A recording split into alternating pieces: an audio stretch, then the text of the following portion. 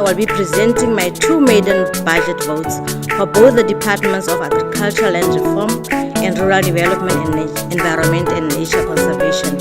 And it is my birthday.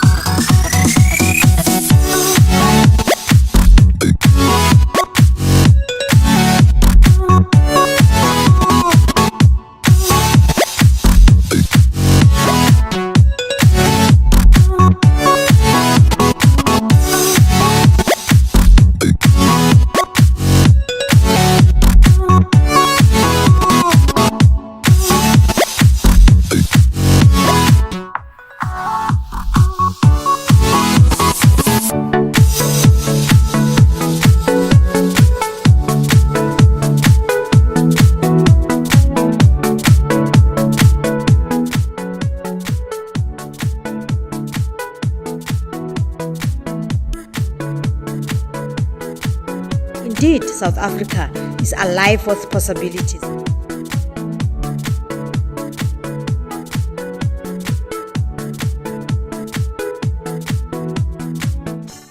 I will be presenting my two maiden budget votes for both the Departments of Agriculture, Land Reform and Rural Development and Environment and Nature Conservation. And it is my birthday. Indeed, this afternoon, the mercy of God has been declared upon me by the Psalm in the Holy Bible when he said, I quote, "The stone which the builders rejected has become the chief cornerstone. This was the Lord's doing. It is marvelous in our eyes.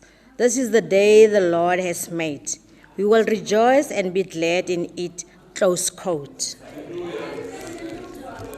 Let me take this opportunity and thank everyone who took their time to send me birthday messages. Ke a leboga bagaetsho, Modimo a le tlhonolofatse. I will also like to take this opportunity and thank the ruling party, which is the African National Congress, for having afforded me the opportunity to lead these two merged departments. It is indeed a great honor. Madam Speaker, since I assumed office, I had the opportunity to crisscross the province, meeting our staff members with the key objective of interfacing with them from the two components that constitute the one merged department. I also had an opportunity to meet with our stakeholders, such as the National African Farmers Union, which is the NAFU, and African Farmers Association of South Africa, the AFASA. In my interaction with the farmers' unions, the land issue has kept on coming up. Honorable members, the National Assembly resolved to allow for expropriation of land without compensation to give meaningful effect to land reform. The 2019 expropriation bill has been gazetted, and the President has encouraged Parliament to fast-track the process, which will see the bill being signed into law upon approval. The bill is so far the clearest articulation of just how expropriation without compensation will work. Once signed into law, it will provide the legal basis for the application of any amendment to Section 25 of the Constitution, that is the property clause. As it stands, the property clause reflects a delicate balance between protecting property rights from the state interference and ensuring equitable access to South Africans' natural resources. But the slow pace of land reform has led many to argue that the state has failed to achieve this balance, and that the property clause remains skewed towards property rights over equity. The willing buyer, willing seller approach that the government has pursued until recently is also thought to have made land reform unaffordable, forcing a rethink and reorientation. It is in this context that the bill came into being, as the key legislative tool to correct historically, racially twisted land holding patterns, and expedite the land reform process. The 2019 bill is central to how the land reform process will unfold in our country, given that it will provide the legal basis for a revised constitutional property clause. At the moment, Parliament has two important tasks, which are: one, finally, the constitutional amendments to Section 25 to clearly indicate how to expropriate land without compensation will be put into effect. And two, passing the expropriation bill, which deals with the modalities and the circumstances in which expropriation will take place. As President Cyril Ramaphosa has indicated during his reply in the State of the Nation Address debate that, I quote, "Expropriation is an important land acquisition strategy. It is important because it enables us to conduct land reform in a proactive and planned manner. This frees us from a wait-and-see approach dependent on market sales. Expropriation without compensation in defined circumstances allows us to do at a cost that is reasonable for the South African people," close quote. Madam Speaker, indeed, our land reform and transformation agenda include recognizing individual, family, and community rights to land in accordance with lived experience. The provincial government is determined that land should be distributed to those who work and those who need it, as it is espoused by the Freedom Charter, which was adopted 64 years ago. During the State of the Province address, the Honorable Premier, Dr. Zamani Sol, indicated, I quote, "Supported by national government, we plan to acquire 15,760 hectares of land for financial year 2019-2020 with an allocated budget of 83.5 million rand to accelerate land distribution in the province, prioritizing smallholder farmers, farm dwellers, and labor tenants, military veterans, agricultural graduates, and the youth in the province," close quote. Madam Speaker, the Honorable Premier Zamani Sol has clearly defined a provincial vision which seeks to see a modern, growing, and successful province. This therefore directs that as a department, the member of the Executive Council must provide the nuts and bolts for such a vision to be realized. We will do so cognizant of the various limitations facing us as a province, such as the driest spell we are currently experiencing, the contraction in the agricultural economy, pests and diseases that have economic implications. The agricultural economic situation. The latest GDP figures released by State South Africa indicate that contribution from the agricultural sector on a national basis decreased considerably to 71.2 billion rand in the first quarter of 2019 compared to 73.8 billion in the last quarter of 2018, a decrease of almost 3.5% from the previous quarter. If the contribution of the agricultural sector is measured against the first quarter of 2018, the contribution is significantly lower compared to the 80.4 billion, a decrease of 11.5%.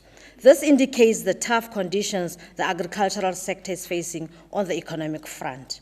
The Labour Force Survey has confirmed that the agricultural sector in our province is a critical sector for employment. The impact of the drought is reflected in the employment figures, indicating a decrease in the contribution of the agricultural sector employment when compared to the total employment of the province and against total employment of the agricultural sector on a national basis. Madam Speaker, the Northern Cape Province as a whole is experiencing one of the driest years in human memory. While the drought in the eastern part of the province is seasonal in nature, the drought in the western and southern parts of the province has reached disaster levels, with a large portion of farming being in the process of total shutdown. Animal numbers in the Hantam and Namakwa areas, as well as the southern part of Pixley-Kaseme district, have been reduced to under 50% and as low as 25% of its long-term stocking density. Currently, almost 10,000 farms with a carrying capacity of 166 large stock units, covering more than 5.8 million hectares, have experienced prolonged drought. As the Honorable Premier indicated in the State of the Province address, this drought and limited water for livestock has implications for the growth of the livestock sector and our premium brands, such as the Karoo lamb and the production of mohair and wool. It is therefore non-negotiable that the key focus of the newly figured department will promote climate-smart solutions in the sector. These solutions also mean forming partnerships with relevant institutions. The department has extended its research against the Agricultural Research Council, that is the ARC, until the year 2021. Paramount to this agreement is a corporate research which is in sustainable, climate-smart livestock production. Climate change is real, and the evidence of that can be seen in the distribution of pests and diseases affecting our vineyards and pecan nuts. The department, working with other institutions, will continue to monitor the presence and spread of the oriental fruity fly in the lower orange so that appropriate sanitary measures can be implemented. The department is also currently assisting the South African Pecan Nut Producers Association, which is the SAPA, and the Forestry and Agricultural Biotechnology Institute, which is the FABI, at the University of Pretoria, with the application of remote sensing technologies to map infested trees and orchards, to do spatial temporal modeling of spread of the beetle, the polyphagous, short borehole borer, which is the PSHB, in the Jankemp area, as well as monitoring tree health. We can further report that, as a department, we have acquired a second agricultural drone to assist the scientists in mapping affected areas. Madam Speaker, these are but a few examples of how the department intends to remove or manage barriers to grow in order to achieve the provincial vision. Working with other institutions such as the National and Provincial Disaster Management Centers, we have completed the process to have the province of the Northern Cape declared a state provincial drought disaster, and part of the discussions is a coordinated strategy to deal with the tree infestation that uses a lot of underground water, affecting the rapid recharging of various boreholes and denying livestock the much-needed water for survival. We will explore modern mechanical ways of dealing with these invader species under the land care program without affecting the employment opportunities in the sector. Water in the Northern Cape agriculture is everything. It is what gives hope to a livestock farmer and what fuels industrialization of crop production along the Orange and the Vaal rivers.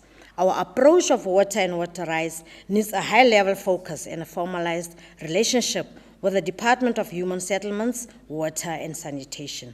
This means creating a forum that regularly meets to review water allocations, support authorities that police the use of water, and ensure development of fallow lands allocated water within the prescribed 5-year window. Madam Speaker, and honorable members, crop and horticultural production in the province is minimally affected by the drought due to the consistent access to irrigation water from the Vaal, the Orange, the Reed, and the Haas rivers. During the past season, the Northern Cape province contributed approximately 10% to the national maize and wheat production of South Africa at 680,000 tons of maize and 300 tons of wheat.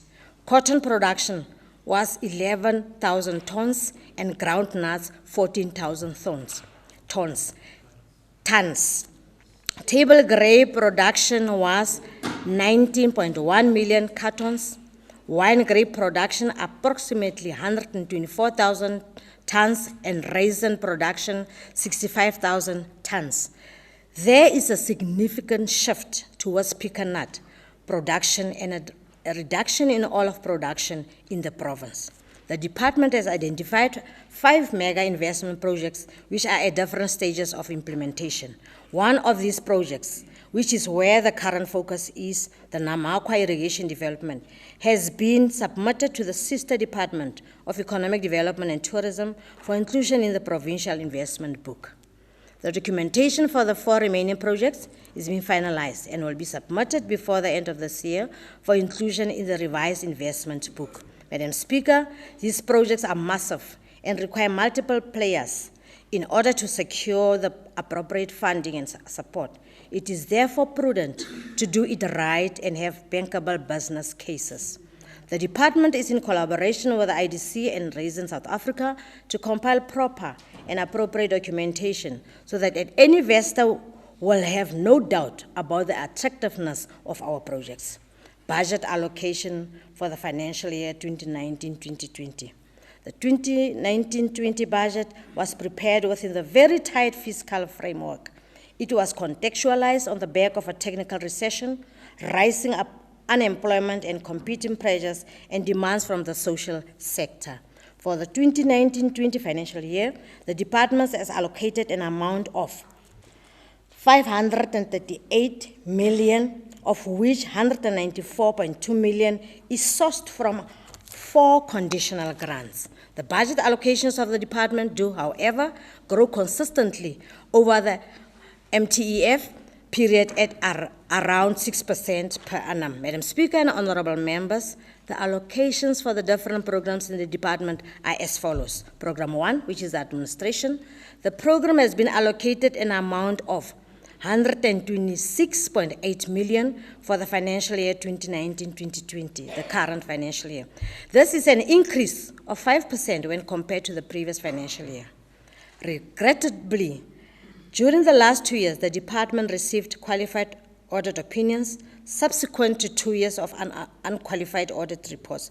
Although a negative reflection, the department remains committed to ensure improvement of the audit outcome in future. Steps to ensure prudent financial management of scarce and valuable resources remain to be priority within the department. Steps to address the audit qualification of the past 2 years includes the enhancement of the asset register with more detail to facilitate future audits on infrastructure capital expenditure. Although constraints on budget allocations over the midterm expenditure framework period remains to be in effect over the past few years, this department successfully avoided any unauthorized expenditure since the financial years 2011-2012. Significant strides have been made in reducing irregular expenditure. No instances of irregular expenditure that are indicative of fraud or negligence have been identified, and the message is clearly communicated that consequences are to follow any official attempting to circumvent supply chain management processes. Preventative rather than detective measures has become the order of the day. Through a zero tolerance for any form of deliberate avoidance of normal supply chain management processes without compromising service delivery. Cases of fruitful expenditure, although quantitatively low, are not considered immaterial. All cases are investigated and remedial measures taken to prevent any form of recurrence of fruitless expenditure. Spending patterns on conditional grant is monitored closely to avoid significant underspending. The senior management echelon has been capacitated by the appointment of 6 senior managers to ensure the successful implementation of the annual performance indicators in achieving the electoral mandate and vision of the Premier. The merger of the Department of Agriculture, Land Reform and Rural Development with Department of Environment and Nature Conservation is at an advanced stage. Regular meetings are being held to ensure smooth transition into a merged department. These meetings serve to monitor the timely implementation of the action plan as prescribed. Program 2, which is the Sustainable Resource Management. The program has been allocated an amount of 35.5 million for the financial year 2019-2020. The allocation includes an amount of 8.1 million for the Land Care Conditional Grant. The grant promotes sustainable use and management of natural resources through community-based initiatives. The program will focus on the following key deliverables. Yes. Infrastructure development for the Namakwa, and the other irrigation development program, stock water supply and construction of fencing for sustainable field management. Finalize the development of disaster contingency plans for floods. Continue with the implementation of the Falhas revitalization program, focusing on the construction of overnight reservoirs and installation of subsurface drainage to rehabilitate the salinization of irrigated land. Furthermore, the subsurface drainage systems will be installed for the revitalization of Ganspan. Focus will be on the installation of subsurface drainage systems for the revitalization of Ganspan, implement the 3 land care projects to rehabilitate 3,000 hectares of agricultural land and create 100 green job opportunities. Program 3, Farmer Support and Development. Honorable Speaker, the program has been allocated a total budget of 234.4 million in 2019-20 financial year. This allocation includes an amount of 119.4 million for the Comprehensive Agricultural Support Program, which is the CASP, and 64.1 million for the Ilima Litsema grants. An amount of 28.9 million for the Extension Recovery Plan, which is the ERP, is included in the CASP allocation. The implementation and use of the Comprehensive Agricultural Support Program and Litsema respond to post-settlement support to smallholder farmers who increase production, support food security initiatives, create jobs, and transform the agricultural sector. The CASP allocation will be used mainly for and off the farm infrastructure, such as the provision of water for livestock handling facilities, and fencing. The allocations under this program are as follows: 16.5 million for John Taolo Gaetsewe District, 6.7 million for the Francis Bart, 10.5 million for Pixley Kasemi, 13 million for ZF Mkau, and 12 million for Namakwa. 7 million will be used for the provision of production inputs, a storage facility, and mechanization to rooibos farmers in Nivoetsville. The Litsema grant will be used to support 14 projects. These include the Falhas Revitalization Program, which has been allocated an amount of 15 million.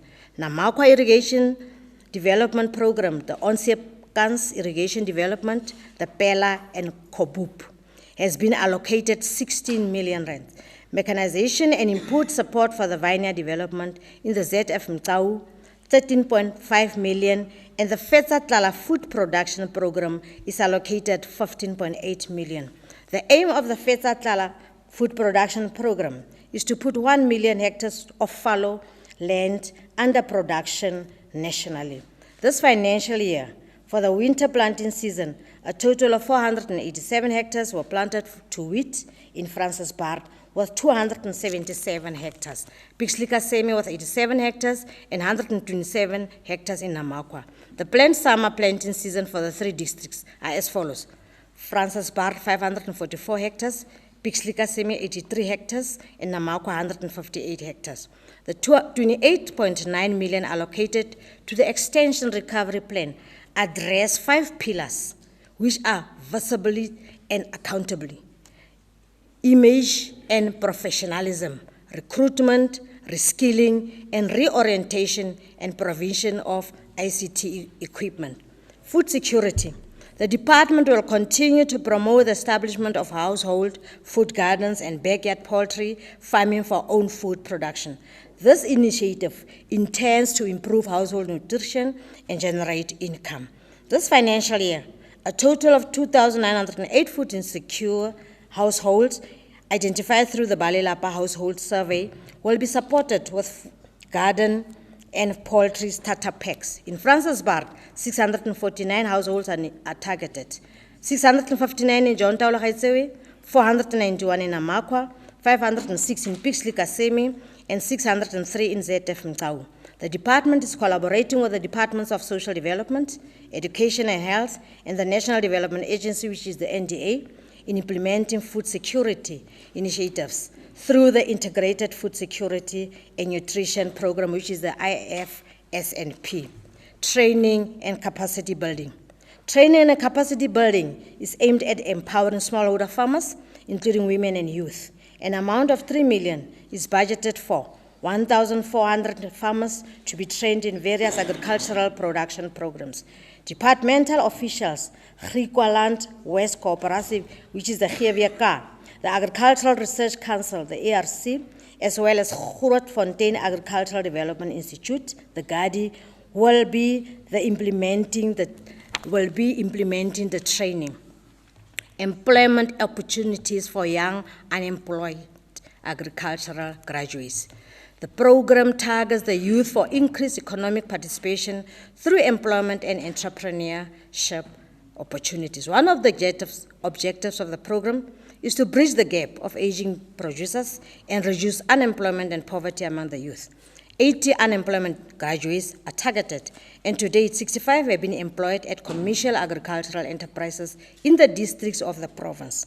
There are 13 in Namakwa, 8 in Mtau, 11 in Pixley Kasemi, 20 in the Francis Bard, and 13 in John Taula.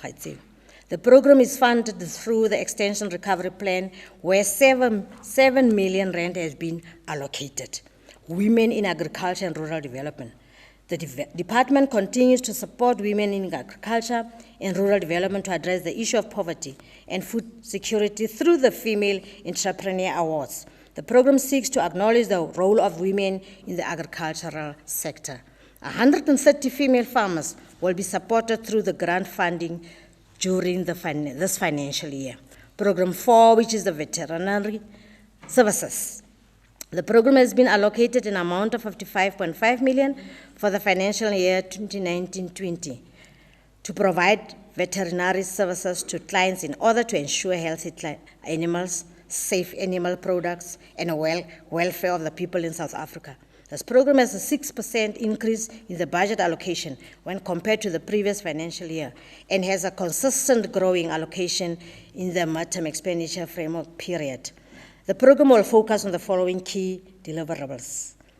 1, provincial focus on zoonotic disease prevention through primary animal health care, awareness and vaccination campaigns culminating in events on World Rabies Day, which will be in September 2019. 2, mitigate the risk of introduction of trade-sensitive diseases through surveillance programs. 3, combat illegal slaughtering through active investigation and raising awareness of the dangers involved in consuming illegally produced meat. 4, the maintenance of the South African National Accreditation System, the SANAS, status and respond to stakeholder demand. 5, oversee the implementation of the independent meat inspection services, specifically in poultry abattoirs. 6, continue to increase the footprint of veterinary services in previously disadvantaged communities through the compulsory community service, which is the CCS veterinary program. The primary animal health care services the department renders through the compulsory community service includes clinical services, education, regulatory services, and disease control. The province has 7 compulsory community service veterinarians who have been deployed as follows. The Kimberley CCS Clinic, 2, Sweding's CCS Clinic, 2 veterinarians, Priska, 1, State Vet Appington, 1, State Vet DR, which is a Morrison Abattoir, 1. Program 5, Research and Technology Development Services. The program has been allocated an amount of 57.8 million. The allocation has increased by 6.6% compared to the allocation of the financial year 2018 and 19. The objective of the program is to render expert and needs-based research, development, and technology transfer services, the fodder bank. The department, after analyzing all the available information, dedicated 120 hectares of land within research stations for the production of fodder, in particular maize and lucerne. The 120 hectares is made up of 20 hectares in Eland, 40 hectares in Falhas, and 60 hectares in Rafir. The infrastructure for the 120 hectares has been put in place but not the entire 120 hectares is currently planted. If the fodder bank is in full production, this will amount to approximately 100 hectares of lucerne and 20 hectares of maize per annum, which translates to 2,200 tons of lucerne per annum and 2,040 tons of maize per annum. At current prices, the farm gate value of this fodder amounts to approximately 9 million rand. In June this year, 85 tons of fodder were delivered to farmers in the following areas: Wallingston, Carnarvon, Kennard, Brandvlei, and Kleinbegin. Given the rapid at which the fodder must be provided, an agreement was reached with Organized Agriculture to provide the transport the fodder. This has greatly assisted in the rapid response required to get the fodder to the farmers. Madam Speaker, the best fodder bank is on a properly run farm with proper subdivided camps and strategically placed water points. Farmers with such infrastructure can practice rotational grazing and correct stocking densities, as well as separate bulls from cows during non-mating seasons, and also separate animals according to ages or market readiness. Such a system creates a chance for the camps to rest and fodder to be available during dry periods. However, given the persistent drought, this is not always possible, and other means of intervention need to be sought. Honorable Speaker, animal production research is a key role player in rural development in extensive farming areas of the Northern Cape. The evaluation of beef cattle genotypes at Valhart's research station continues and is recognized internationally for its research outputs. The results of this research indicated that cow efficiency can be improved sustainably by crossbreeding local land-raised breeds which are better adapted to hotter climates, with breeds with more desirable, economically important traits. Furthermore, the results have yielded a number of scientific outputs, including peer-reviewed scientific publications, popular articles, oral and poster presentations. The success of the department in the conservation of farm animal genetic resource will continue with the implementation of the conservation framework for the Tangwa feral goats. This will include a census of the Tangwa goats remaining in the Tangwa Karoo National Park, collection or banking of biological material, cryopreservation of semen and embryos from the monitoring of the goat body temperatures to determine climatic adaptation. The development of the goat industry, Madam Speaker, Kalahari KID, which is the KCC, is a wholly owned entity of the Northern Cape Provincial Government. The entity is listed as a public entity 3, which is C, and is a special purpose vehicle to commercialize the goat industry in the province and to assist subsistence farmers through training, support, and access to markets. Over the years, the entity's viability has been questioned, and it was wholly dependent on the department for its funding. A new approach had to be found, and with the advice of the previous portfolio committee, a viability plan was put in place given the entity's potential in rural development and job creation throughout the value chain. In order to achieve this, the entity refocused its plans, and this hinge on the following strategies: a reliable supply of slaughter goats from emerging farmers by making sure that known cooperatives are fully functional and that some receive seed stock to grow their goat numbers. 2, stock the production farms with good quality genetic material as a source for breeding stock for cooperatives and as a source of slaughter stock. 3, exploit existing country-to-country and intra-Africa trade agreements for the procurement of good quality genetic material for breeding or as a source for slaughter material. And finally, the 4th one, pursue lucrative markets internally in South Africa and abroad. Madam Speaker, to fully realize these strategies, we had to stabilize the board under the leadership of Mosconi Soposeng, reduce the losses mortalities of goats at the production farms, and increase our visibility in the regions. I am happy to report that there is a progress and that viability of the entity is achievable. Our stock in production farms has increased from a mere 84 goats to just over 1,700. The plan going forward is to increase the stock to 5,000 breeding goats to have the critical mass required for viability.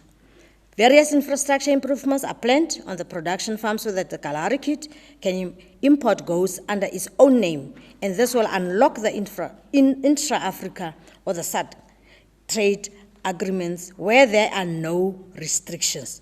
The entity is relooking at the business-to-business relationships created under the twining agreement with the Karas region of Namibia.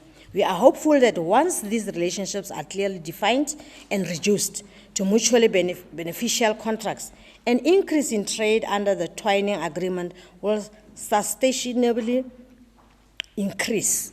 The entity, which is the KCC, has become a recognized brand both locally and abroad, and has been approached by the United Arab Emirates, Ghana, the Malaysia, the Brunei, the Qatar, and the Kuwait to expand its operations in order to supply large amounts of live and slaughter stock to these markets, and locally to the KwaZulu-Natal market.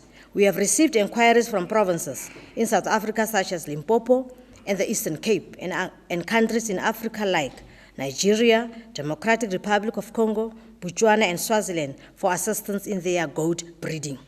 Kalahari Kit Corporation will receive an amount of 3.3 million in the financial year 2019-20. The program seeks the agricultural economic services. The program has been allocated an amount of 12.6 million, which is a 4% increase year on year. It has the mandates of facilitation of market access for smallholder farmers and agribusinesses, support to existing cooperatives, and establishment of new ones, conducting feasibility and viability studies for proposed projects, provision of agricultural information and statistics along with the overall economic assessment and analysis of the sector and reporting on the findings. Furthermore, the program will ensure that smallholder farmers and agribusinesses adhere to the required market standards locally and internationally. Orders for South African good agricultural practices compliance are undertaken. So far, 14 rooibos farmers have been audited. For the current financial year, orders are planned for the drying facilities at Extian Kale Cooperative and Silver Moon Investments in the ZF Mtau district, as well as the primary production in seasons found in Richie in the Francisburg district. The continuous updating of the database on macroeconomic indicators like the Consumer Price Index, the CPI, Producer Price Index, the PPI, and Gross Domestic Product, which is the GDP, with the analysis on their movements and impact on the sector and the Northern Cape agriculture in particular will be done. The program will conduct training of smallholder farmers on financial management and record keeping. Program 7, which is the rural development. The program has been allocated an amount of 16 million, and it includes the EPWP conditional grant of 2.4 million. The program will continue to coordinate Outcome 7, provide support to landholding institutions, farmers and commoners, women and farmers on agricultural state land. The farm worker, the farm dweller advocacy structure, which is called the Provincial Delivery Forum, holds quarterly meetings where issues affecting farm workers and dwellers are discussed. 20 advocacy sessions on farms have been planned for the financial year, and a target of 600 farm workers is to be assisted to access government services. Expanded Public Work Program, which is the EPWP. The department will continue with the implementation of the Simmersdrift Bush Control project funded through the incentive grant. The aim and objective of the program is to create temporary work opportunities that provide income to the poor and unemployed. The project will control 4,000 hectares of black Thorn in Somersdrift to create 40 job opportunities for local people for a period of 12 months. The total budget for the project is 2.4 million. The land reform. Honorable Premier Dr. Zamaniso said during the State of the Province address that, I quote, land reform to advance land ownership as part of restoration of the dignity of our people remains a key priority of this government. This administration will therefore develop a provincial land reform strategy which will dovetail with the national strategy, close quote. Madam Speaker, the Minister of Agriculture, Land Reform and Rural Development will be developing a protocol which will clearly define how we must work with the Northern Cape Provincial Office of the National Department of Agriculture, Land Reform and Rural Development. Madam Speaker and honorable members, in addition to the budget allocated to the provincial department, the newly configured National Department of Agriculture, Land Reform and Rural Development will spend the following amounts in the Northern Cape Province as part of the land reform program. Land acquisition. The province has planned to acquire 15,000... Honorable MEC, your time is up. We will add 10 minutes. Thank you.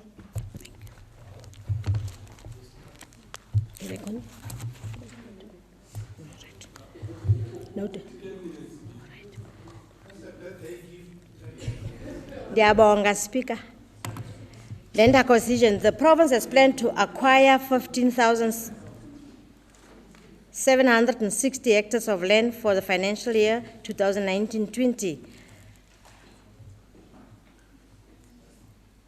which is 83.5 million rand, to accelerate land distribution in the province, prioritizing smallholder farmers, farm dwellers and labor tenants, women, youth, persons with disabilities, and agricultural graduates in the province. The land development and post-settlement support, an amount of 240 million has been set aside for land development and post-settlement support during the 2019-2020 financial year. It has been approved and the funding will be used to upgrade infrastructure on the farms, acquisition of machinery, breeding stock and production inputs. Land restitution. The Restitution of Land Rights Act number 22 of 1994 was passed to great applause in 1994. Its goal is to offer a solution to people who had lost their land as a result of racially discriminatory practices, such as forced removals. A total of 53,720,000 has been set aside for the financial year 2019-20, focusing on the outstanding land claims and as well as new claims. So far, the outstanding backlog claims already committed are as follows: Mokhosi family claim, Richtersveld land claim, Stinkfontein phases 1 and 2, and Rooiport phase 2. These outstanding claims total an amount of 13,020,400 rand. In terms of the new claims, an amount of 39,977 rand has been earmarked for the new claims, which are Funds Whoop number 585, Sova Bay, the Dyson Club, the Amans Halter, Honorplatz, the Hamopedi phase 2, the Sinem phase 2, the Capan phase 2, and Fuel Drift phase 5, communal land tenure. In trying to bring stability to some of the communal property associations, which is the CPEs in the province, support will be provided to all of them. The main focus will be on the following CPEs, which have been identified as hotspot: Richtersveld, the Pinel, the Backlands, the Maremane, the Somersdrift, the Sydney Onval, the Wetberg, the Holpan, the Drogsfontein, Musselfontein, which is the Katlani, and the Barbatas. The land rights. Kakamas, Kemus, Apinton, and Atlas continue to be the main areas where land rights infringements are reported. Currently, through the Land Rights Management Facility, farm dwellers receive free access to attorneys to represent them in an event of evictions. This will also be addressed through the extension of Security of Tenure Act Amendment Act, which is the EXTA. Both provincial and national departments will also, within this current financial year, focus on the forensic audit on former farmer equity schemes in the province. Transformation of certain Rural Areas Act. The Northern Cape has 8 areas which are affected by the transformation of the Transcar. These are former so-called colored areas and are the Komachas, Concordia and Steenkop in the Namakwa local municipality, the Rechtersveld in the Rechtersveld local municipality, the Lilifontein in Kamiesberg local municipality, the Pella in Kaima local municipality, Mir in the David Kraper local municipality, and Extian Kale in the Kai Harib local municipality. These 5 local municipalities were the former rural areas and are situation will continue to receive financial support to ensure that transfer based on the decisions of the communities take place. The plan is to ensure that the transfer of the land is to the legal entities by the communities. Youth development. The NARISEC was established in the year 2010. The main objective of this program is to recruit, develop, and upskill the rural youth. An amount of 34,439,000 rand has been set aside for youth skills development during this current financial year. The youth are trained through technical, vocational, educational, and training, the TVET colleges, in areas linked to skills gaps and economic opportunities in their respective areas. Currently, there are 233 young people who have been enrolled, and the department is in the process of recruiting another 100 across all the 5 districts in the province. Agri-parks. In terms of the commitment made by the Minister Togo Didiza, 27 farmer production support units must be operational across the country by the end of March 2020. In the Northern Cape province, we have prioritized Yen and Flay, FPSU in the John Talogaitsewe, and Extern Kale FPSU in ZF Mtau district. The operationalization of both FPUs and make them functional by the end of 2020. A total amount of 47,985,000 will be made available jointly by the provincial and the national departments. Yen and Flay is characterized by communal farming operations, and there are more than 400 communal farmers within the catchment of the FPSU grazing their livestock, which are the cattle, the sheep, and the goats, over 167,000 hectares. There are 4 state land farming measuring 13,785 hectares and occupied by 8 farmers. Therefore, the Yen and Flay FPSU is intended to assist the farmers in and around Yen and Flay to increase production and improve their livestock. The second prioritized FPSU is Extern Scale and is currently undeveloped and would require environmental impact assessments before any developments can take place. Based on consultations between the province and the National Department of Agriculture, Land Reform and Rural Development Office in the Northern Cape, we have agreed that the FPSU site be moved to the island due to the readiness of the implementation before end of March 2020. Farmers will be in a position to access the site as it is within the acceptable radius. Currently, production is taking place on 6,650 hectares of irrigation land. There are 150 individual farmers who fall under registered legal business entities. These farmers own individual plots acquired privately through the Transformation of Certain Rural Areas Act, Tranca. In conclusion, Madam Speaker, we are about to close the Women's Month. We continue to appreciate the role played by the women in 1956. Tonight in Cape Town, our Northern Cape Female Entrepreneur Awards finalists will be representing our province as the national finalist.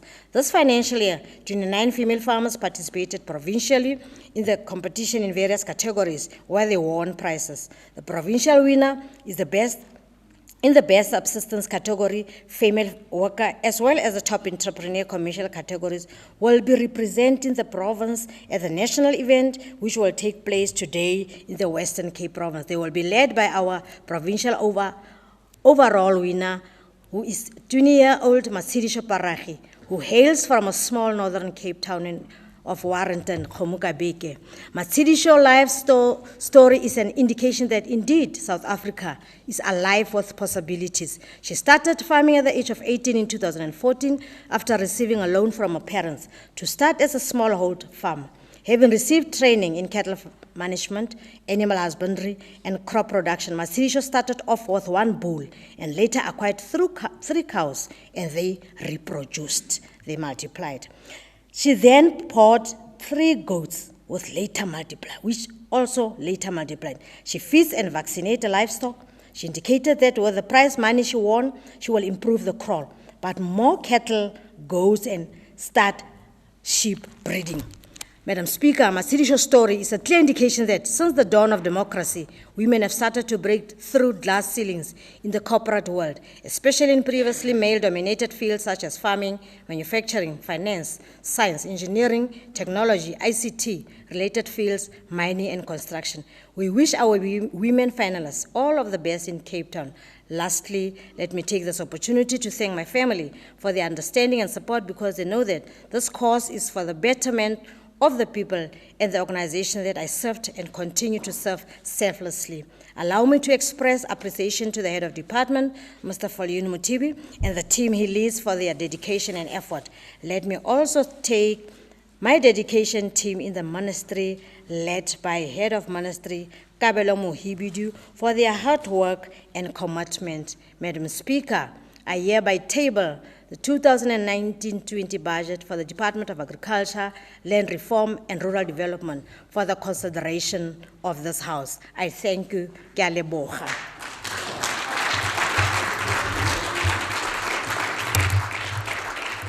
Thank you very much, Honorable Bloem.